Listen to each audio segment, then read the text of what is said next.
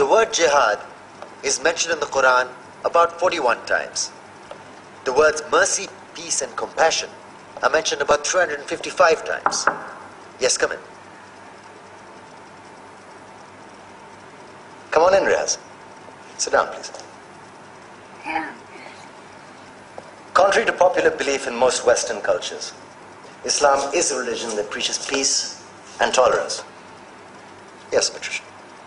If Islam truly is a religion that preaches peace, then how come the world's most troubled spots, the West Bank, Afghanistan, Pakistan, Iraq, they're all plagued with Islamic terrorism? Well, that depends on your definition of terrorism. Some might argue that the U.S. invasions of countries like Iraq and Afghanistan are also acts of terrorism. No, those were acts of war to get rid of despotic regimes. Or a means of getting at a country's oil.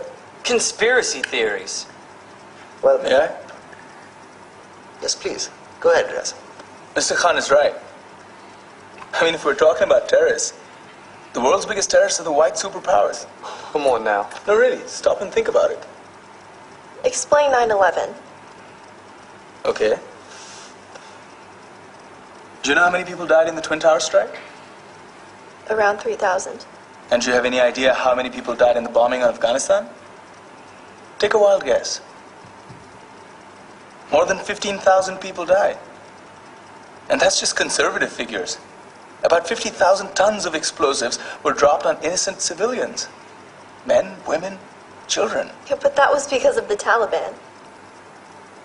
Now that you brought it up, did you know that the Taliban was a creation of the CIA to fight the Russians? Whatever. They were still harboring terrorists. Yeah, right. Terrorists that were never found. Just like the weapons of mass destruction that were never found in Iraq. Do you want to get into the death toll in Iraq? 500,000 civilians and counting. And what do Britain and America say when they don't find these weapons? It's simple. They just say sorry. And still refuse to relinquish control of these countries. What are you trying to say? What I'm trying to say is that just because you're American, wear a fancy suit, and call yourself the president, doesn't make you any less of a terrorist.